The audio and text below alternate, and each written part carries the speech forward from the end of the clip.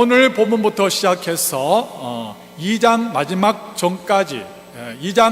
절까지 야고보와 바울의 큰 논란점이 있는 본문이라고 할 수 있습니다. 적지 않는 사람들이 오해하기를 바울과 우리가 살펴보고 있는 이 야고보가 복음의 원리를 다르게 설명하고 있다라고 봅니다. 바울은 오직 예수를 믿음만으로 구원받는다라는 것을 설명했고, 반면에 야고보는 예수를 믿는 믿음도 있어야 되지만 인간의 노력과 행위도 첨가되어야 이렇게 구원받는다라고, 구원받음에 있어서 바울과 야고보가 서로 다른 주장을 펴고 있다라고 보는 사람들이 있습니다.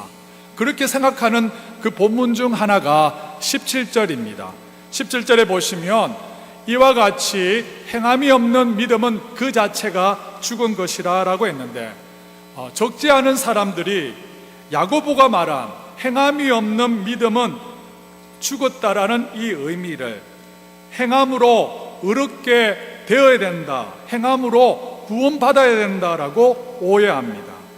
이것은 올바른 해석이 아닙니다. 지금 야고보가 주장하는 것은 구원받음에 있어서 행함이 있어야 된다는 말이 아니라, 행함이 없는 믿음이 죽었다라는 이 뜻은 행함이 없는 믿음이 어떻게 참된 믿음이냐, 만약 구원받는 참된 믿음이 있다라면 삶에서 필연적으로 행함을 낳게 되어 있다는 뜻입니다. 그러므로 만약 삶에서 행함의 열매가 없다라면 그 믿음은 이름뿐인 죽은 믿음이라는 뜻입니다. 그러므로 바울과 이 야고보가 서로 다른 주장을 펴고 있는 것이 아니라 똑같은 복음의 원리를 말씀하고 있습니다. 여러분, 신구약 66권 성경에서 말하는 복음의 원리란 무엇이라고 배웠습니까? 그것은 믿어 순종입니다. 바울은 복음의 원리, 믿음 순종에서 시간 순서상으로 먼저 오는 믿음, 오직 예수 그리스도를 믿는 믿음만으로 구원받는 것을 강조했다라면, 저희들이 지금 이제 살펴보는 이 야고보는 복음의 원리인 믿어 순종에서 시간 순서상으로 믿음 다음에 오는 순종, 예수를 믿음으로 구원받은 자에게서 필연적으로 나타나는 순종, 행함의 그 열매를 강조하고 있다고 볼 수 있습니다. 이것에 관하여서 신학자 D.A. 하이즈가 이러한 인사이트 있는 말을 했습니다. 바울은 구원의 뿌리인 믿음을 보았고, 야고보는 구원의 열매인 행함을 보았다라고 말씀하고 있습니다. 여러분, 얼마나 인사이트 있는 복음적인 말입니까? 그러므로 이 바울과 야고보가 서로 다른 주장을 하는 것이 아니라 똑같은 한 가지의 복음의 원리, 믿어 순종을 말하고 있음을 저와 여러분이 꼭 기억할 수 있기를 원합니다. 우리 본문 14절 같이 한번 읽도록 하겠습니다. 14절입니다. 시작. 내 형제들아, 만일 사람이 믿음이 있노라 하고 행함이 없으면 무슨 유익이 있으리요? 그 믿음이 능히 자기를 구원하겠느냐? 이 뜻은 어떤 사람이 아무리 믿음이 있다라고 고백할지라도 행함이 없는 믿음은 능히 너를 구원하겠느냐라는 뜻을 가집니다. 그리고 나서 입술로는 믿음이 있다라고 고백할지라도 행함이 없는 믿음이 무익하다라는 그 예를 들고 있습니다. 15절 16절 같이 읽겠습니다. 시작. 만일 형제나 자매가 헐벗고 일용할 양식이 없는데 너희 중에 누구든지 그에게 이르되 평안히 가라, 더욱게 하라, 배부르게 하라 하며 그 몸에 쓸 것을 주지 아니하면 무슨 유익이 있으리요? 야고보는 입술로는 아무리 예수를 믿는 믿음이 있다라고 고백할지라도 만일 우리의 도움이 필요한, 헐벗고 일용할 양식이 필요한 형제 자매를 도와주지 않는다면 그 믿음은 전혀 소용이 없다, 아무런 유익이 없다라고 말씀하고 있습니다. 본문에 나오는 형제 자매는 삶에 필요한 기본적인 것조차 없는 자들을 말하고 있습니다. 교회 공동체 안에서 이러한 사람들을 만나면 어떻게 해야 합니까? 당시 교회에는 이러한 사람들에게 도움의 손길을 내미지 않은 채 말만 하는 자들이 많았습니다. 그들은 어려움에 처한 사람들에게 평안히 가라, 덥게 하라, 배부르게 하라라고 말만 했습니다. 이것을 오늘날 교회의 용어로 말하자면 경제적으로 어려움을 당하는 자에게 내가 당신을 위해서 기도하겠습니다 라고 말한 후에 아무런 행동을 취하지 않는 것과 똑같은 말입니다. 놀랍게도 야고보는 이러한 행함이 없는 믿음은 어떤 믿음이라고 했습니까? 죽은 믿음이라고 했습니다. 본문 17절을 같이 한번 읽겠습니다. 시작. 이와 같이 행함이 없는 믿음은 그 자체가 죽은 것입니다. 저와 여러분들은 신앙생활을 하면서 우리 주위에 어려운 분들을 보게 됩니다. 한국과 미국처럼 경제적으로 이제 발전된 나라에서는 밥을 굶는 사람들이 흔치 않지만 아직도 그러한 사람들이 우리 주위에는 있습니다. 또한 경제적 뿐만 아니라 영적으로, 정서적으로, 육체적으로 여러 가지 형태로 고난을 당하는 이웃들이 있습니다. 이러한 이웃들은 우리의 도움과 관심을 필요로 합니다. 그리고 야고보가 말하기를 우리의 관심과 도움이 필요한 자들을 보고도 아무런 일을 하지 않는 것, 행함이 없는 그 믿음은 죽은 믿음이라고 말씀하고 있습니다. 여러분, 사실 오늘날 교회 안에서 이러한 일들이 얼마나 빈번하게 일어나고 있습니까? 사랑하는 여러분, 저와 여러분들이 참된 믿음은 반드시 그의 일치하는 행함을 낳게 된다는 것을 꼭 기억할 수 있기를 원합니다. 여러분, 우리의 행함은 물론 완벽할 수가 없습니다. 왜냐하면 우리 안에는 여전히 죄성을 가지고 있기 때문에 우리의 선행과 행함은 언제나 불안합니다. 불완전합니다. 헛물이 섞여 있고요, 때가 끼어 있어요. 그럼에도 불구하고 분명코 그 사람이 참된 믿음을 가졌다라면 그 참된 믿음에 일치하는 행함을 가지게 된다는 것을 여러분 기억할 수 있기를 원합니다. 왜냐하면 여러분, 우리 안에 내주하시는 성령님께서는 우리로 하여금 이웃을 사랑하는 강력한 마음을 주시기 때문입니다. 저와 여러분들이 예수님을 인격적으로 믿어 구원받을 때 그때 성령님께서 우리 안에 들어와 계십니다. 그리고 내주하십니다. 그리고 우리 안에 내주하시는 성령님은 우리 안에 하나님을 사랑하고 이웃을 사랑하는 거룩한 마음을 주십니다. 그래서 위로는 하나님을 사랑하고 사랑함으로써 하나님의 말씀에 순종하고요, 하나님의 나라와 주님의 몸된 교회를 위하여서 봉사하고 섬기게 되어 있으며, 옆으로는 우리 이웃을 사랑함으로 나누고 섬기는 삶을 살아가게 만들어 주십니다. 그리스도인에게 있어서 행함과 순종의 문제는 그 행함 그 자체로 끝나는 것이 아니라는 것을 성경은 말씀하고 있습니다. 근원적으로 그리스도인에게 있어서 행함과 순종의 문제는 우리의 믿음과 근본적으로 밀접한 관계에 있음을 성경은 말씀합니다. 왜냐하면 예수님을 인격적으로 믿어 구원받은 성도 안에는 성령님께서 살아계시기 때문에 하나님과 이웃을 사랑함으로써 선한 일을 감당하게 하시기 때문입니다. 요한일서 한번 읽어보겠습니다. 요한일서 3장 읽어보겠습니다. 시작. 누가 이 세상의 재물을 가지고 형제의 궁핍함을 보고도 도와줄 사람을 받으면 하나님의 사랑이 어찌 그 속에 거하겠느냐. 자녀들아, 우리가 말과 혀로만 사랑하지 말고 행함과 진실함으로 하자. 아멘. 그러므로 만약 어떤 사람이 입술로는 자기는 예수를 믿는다라고 고백할지라도 그 삶 속에 행함과 순종의 열매가 나타나지 않는다라면 두 가지 중 하나입니다. 하나는 그의 신앙의 고백이 거짓인 경우, 즉 거듭나지 못한 경우, 구원받지 못한 경우입니다.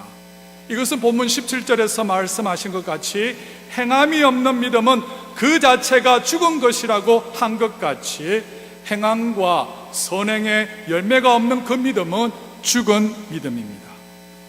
두 번째, 신앙 고백은 참되나 아직까지 너무나도 영적으로 연약하고 때로는 너무나도 심각하게 병들어서 행함과 순종이 나타나지 못하는 경우도 있습니다. 그러므로 나의 현재의 믿음을 측정하려면 하나님을 사랑함으로 내가 얼마나 그분의 말씀에 따라 순종하는가, 하나님의 나라와 주님의 몸된 교회를 위하여서 얼마나 섬기고 있는가, 오늘의 본문의 말씀으로 하자면 나의 필요가, 나의 도움이 필요한 형제 자매를 위하여서 내가 얼마나 나누는 삶을 사는 것을 보면 알 수 있습니다. 여러분, 나의 믿음은 내가 얼마나 성경 지식을 많이 가졌냐에 달려있지 않습니다. 나의 믿음은 내가 알고 있는 이 성경 지식을 얼마나 다른 사람들에게 잘 설명하는데 전혀 달려있지 않아요. 나의 하나님의 말씀에 얼마나 순종하는 그 순종의 크기가 나의 믿음입니다. 하나님의 나라와 주님의 몸된 교회를 사랑하고 섬기는 그만큼이, 그 사이즈가 나의 믿음입니다. 오늘 본문의 말로 하자면 나의 도움이 필요한 이웃과 그 사랑을 나누는 그 사랑의 그 사이즈만큼이 나의 믿음이라는 것입니다. 사랑하는 여러분, 예수 그리스도를 인격적으로 믿어 구원받은 자로서 나의 도움이 필요한 이웃들과 나눔을 통하여서 구원받은 열매와 증거를 삶으로 보여주는 참된 믿음의 소유자가 다 될 수 있기를 원합니다. 19절 20절에 보면 야고보는 더 충격적인 말을 하고 있는데, 입술로는 믿음이 있다라고 말하지만 행함이 없는 그 믿음은 귀신이 가진 믿음과 방부라고요. 귀신이 가진 믿음과 비슷한 헛된 믿음이라고 말씀하고 있습니다. 19절 20절 다 같이 읽겠습니다. 시작. 네가 하나님은 한 분이신 줄을 믿느냐? 잘하는도다. 귀신들도 믿고 떠느니라. 아, 허탄한 사람아, 행함이 없는 믿음이 헛것인 줄을 알고자 하느냐. 19절에 보면요, 귀신에게도 믿음이 있어요, 없어요? 귀신들도 믿음이 있다라고 말합니다. 귀신도 하나님이 한 분이심을 믿고 떤다라고 말씀하고 있습니다. 귀신도 하나님의 그 존재를 믿지만 귀신은 하나님께 순종하지 않습니다. 순종하지 하기는커녕 사람들에게 선을 행하기는커녕 모든 사람들을 미혹하여 멸망의 길로 인도하고 있습니다. 그러므로 단지 하나님의 존재를 믿는 귀신적인 그 믿음은 참된 믿음, 구원에 이르는 믿음이 절대 될 수 없음을 말씀하고 있습니다. 귀신이 가진 그 믿음은 어떤 믿음이냐면 행함이 없는 헛된 믿음, 우리의 도움이 절실한 이웃들에게 아무런 관심과 나눔의 삶을 살지 않는 죽은 믿음이라고 성경은 말씀하고 있습니다. 그런데 더 문제가 되는 것은 오늘날 입술로는 믿음이 있다라고 고백하지만 귀신의 믿음과 방불한 믿음, 귀신이 가진 믿음과 비슷한 믿음을 가진 자들이 적지 않은 데 있습니다. 행함이 없는 믿음, 하나님의 말씀에 순종함이 없는 믿음을 가지고 있음에도 불구하고 내 입술로는 예수님을 믿는다라고 고백했기 때문에 나의 믿음은 참된 믿음이라고 오해하는 자들이 적지 않다는 것입니다. 그러나 사실 이러한 믿음은 오늘 본문 17절에 나왔던 것 같이 행함이 없는 믿음은 그 자체가 죽은 것이라고 한 것 같이 그 믿음은 죽은 것입니다. 참된 믿음은 필연적으로 그 믿음에 부합한 행함을 낳기 때문입니다. 이것에 관하여서 종교개혁자 마틴 루터가 유명한 말을 남겼습니다. True faith is pregnant with good works. 참된 믿음은 선행을 임신합니다. 마틴 루터는 믿음과 행함의 관계를 믿음은 선행과 행함이라는 아이를 뵌 임산부와 같다라고 비유적으로 설명했습니다. 이 뜻은 어떤 사람이 예수 그리스도를 나의 구세주와 구주로 인격적으로 믿어 참된 믿음을 가진 거듭난 신자라면, 그 사람이 본 의견된 진정한 크리스찬이라면 이제 그 후 지속적으로 하나님의 말씀으로 양육받고 제자 훈련을 통하여서 말씀의 체계적인 훈련을 받고 기도 생활하고 그리스도 안에서 형제 자매와 영적인 교제를 가짐에 따라서 자연스럽게 주님의 때에 그 삶의 선행과 행함이라는 아이를 낳게 된다는 뜻입니다. 그러므로 그리스도인에게 있어서 행함의 문제는 행위 그 자체로 끝나는 것이 아니라 믿음의 문제입니다. 이 뜻은 뭐냐면, 믿음이 없는 사람은 그 삶의 행함을 전혀 낳지 못한다는 겁니다. 믿음이 적은 사람은 그 삶에 적은 행함을 낳게 되어 있다는 겁니다. 믿음이 성숙한 사람은 그 삶에 풍성한 선행이 나타나게 되어 있다는 겁니다. 왜냐하면 그리스도인에게 있어서 행함의 그 문제는 믿음의 문제이기 때문입니다. 행함과 믿음은 연합되어 있어서 항상 둘이 함께 가기 때문입니다. 그렇다면 여러분들은 예수를 믿음으로 구원받은 자로서 구원받은 열매와 증거가 여러분의 삶에 나타나고 있습니까? 여러분들은 우리의 도움이 절실히 필요한 이웃에 대한 관심을 가지고 있습니까? 여러분의 도움이 필요한 이웃들이 여러분의 눈에 들어옵니까? 그들을 도와주어야겠다는 긍휼한 마음이 여러분 가운데 생기고 있습니까? 참된 믿음으로 구원받았다라면 우리 안에 내주하시는 성령님께서 반드시 그러한 마음을 주시게 되어 있습니다. 그러므로 우리 주위에 경제적으로, 영적으로, 육적으로, 정신적으로 나의 도움이 필요한 이웃들에게 긍휼과 사랑의 마음이 전혀 생기지 않는다라면, 어떤 시기로든지 내가 섬기지 않는다라면 여러분, 내 자신의 믿음을 정직하게 돌아보아야 됩니다. 내가 진실로 예수님을 믿고 구원받은 자로서 합당한 열매를 내 삶에 맺고 있는지를 정직하게 점검해 보아야 됩니다. 왜냐하면 예수를 인격적으로 믿어 구원받은 성도는 복음의 원리대로 하나님을 사랑하게 되어 있고요, 이웃을 사랑하는 삶을 살아가게 되어 있습니다. 마태복음 25장을 보면 양과 염소의 비유가 나옵니다.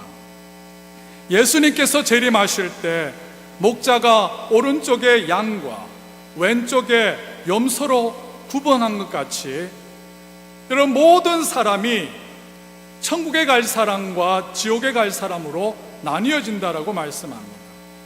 그리고 천국에 들어갈 오른쪽에 있는 자들에게 임금 대신 예수님께서 말씀하십니다. 우리 함께 읽어보겠습니다. 시작. 그때 임금이 그 오른편에 있는 자들에게 이르시되 내 아버지께 복받을 자들이여 나와 창세로부터 너희를 위하여 예비된 나라를 상속받으라. 여러분, 그때에 임금이 그 오른편에 있는 자들에게 이르시되 내 아버지께 복받을 자들이여 나와 창세로부터 너희를 위하여 예비된 무엇을 상속받으라고 했어요? 무엇을 상속받으라? 예비된 나라를 상속받으라. 예비된 나라란 무엇입니까? 예비된 나라는 무엇이에요? 천국이에요. 하나님의 나라, 새하늘과 새 땅, 저 천국을 상속받으라 라고 말씀하고 있습니다. 천국은 예수를 믿고 구원받은 하나님의 자녀를 위하여서 준비된 하나님의 선물인 줄 믿습니다. 그런데 그 선물을 주신 그들을 왜 받는다라고 말씀하고 있어요. 그 다음 절에 보면 나옵니다. 35절, 36절 다 같이 한번 읽어보겠습니다. 시작. 내가 줄일 때 너희가 먹을 것을 주었고 목마를 때 마시게 하여 나그네가 되었을 때 영접하였고 헐벗었을 때 옷을 입혔고 병들었을 때 돌보았고 목에 갇혔을 때 와서 보았느니라. 창세로부터 예비된 나라, 새하늘과 새 땅, 저 천국을 상속받는 그 백성들이 받는 삶은 어떤 삶을 살았다라고 나와 있어요. 이웃이 줄일 때, 목마를 때, 나그네가 되었을 때, 헐벗었을 때, 병들었을 때, 옥에 갇혔을 때 도와준 사람들이라고 예수님은 말씀하고 있습니다. 여러분, 여기서 말하는 이러한 분들은 어떤 사람입니까? 한결같이 불우한 환경의 그 늪에 놓인 사람들입니다. 이들은 모두 인생고의 깊은 늪 속에 빠져 신음하고 있는 사람들입니다. 천국을 상속받은 사람들은 모두 이 불행한 사람들에게 마음을 쏟고요 살아온 사람들이라고 말씀하고 있습니다. 그들의 시간과 재물을 바쳐서 이웃의 불행에 동참한 삶이라고 말씀하고 있습니다. 오른편에 양들을 칭찬한 예수님은 이제 왼편에 있는 자들에게 그의 악함을 지적하고 있습니다. 41절에서 43절 같이 한번 읽어보겠습니다. 시작. 또 왼편에 있는 자들에게 이르시되 저주를 받은 자들아 나를 떠나 마귀와 그 사자들을 위하여 예비된 영원한 불에 들어가라. 내가 줄일 때 너희가 먹을 것을 주지 아니하였고 목마를 때 마시게 하지 아니하였고 나그네가 되었을 때 영접하지 아니하였고 헐벗었을 때 옷 입히지 아니하였고 병들었을 때와 옥에 갇혔을 때 돌보지 아니하였느니라 하시니 라고 되어 있습니다. 염소로 이렇게 구별된 사람들은 양으로 구별된 사람과 전혀 정반대의 삶을 살았습니다. 이웃이 줄일 때, 목마를 때, 나그네가 되었을 때, 헐벗었을 때, 병들었을 때, 옥에 갇혔을 때 아무런 관심을 가지고 있지 않았습니다. 이웃을 위하여서 봉사한다는 것은 전혀 그들의 관심 밖의 일이었습니다. 정기적으로 교회에 출석하지만 삶의 열매가 전혀 없는 자들이라는 것입니다. 여러분, 마태복음 25장에 나온 양과 염소의 비유를 통하여서 무엇을 우리가 알 수 있습니까? 여러분, 구원받는 참된 믿음은 반드시 이웃을 사랑하는 열매로 나타나게 되어 있다는 겁니다. 참된 믿음은 반드시 선한 일로 나타나게 되었다는 것입니다. 우리는 저와 여러분들이 선행으로 구원받지 못해요.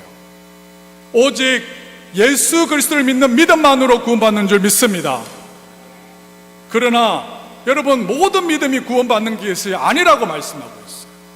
오직 살아있는 믿음만 구원받지 죽은 믿음은 구원받지 못한다라고 성경은 말씀하고 있다는 거예요.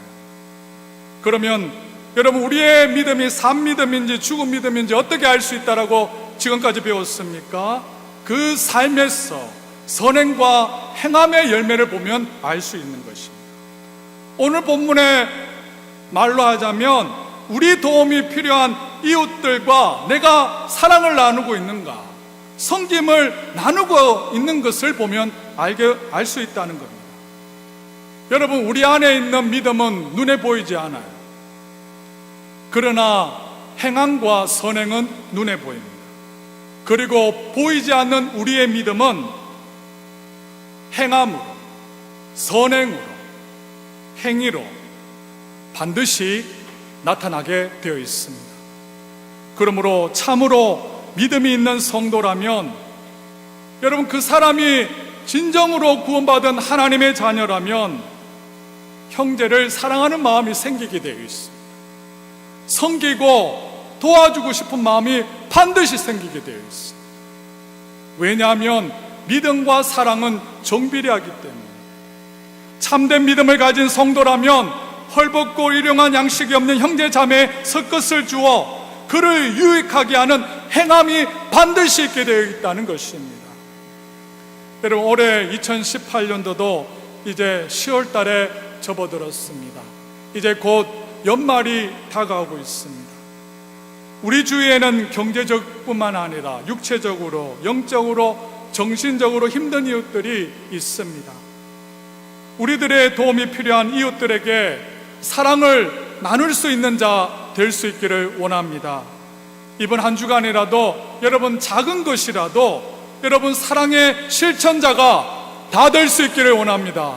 물질을 나누고 재능과 은사를 나누고 사랑을 나누고 복음을 나눌 수 있는 자 될 수 있기를 원합니다. 이것이 하나님의 은혜로 예수 그리스도를 믿는 믿음만으로 구원받은 자의 삶에서 열매로 필연적으로 나타나게 되어 있습니다.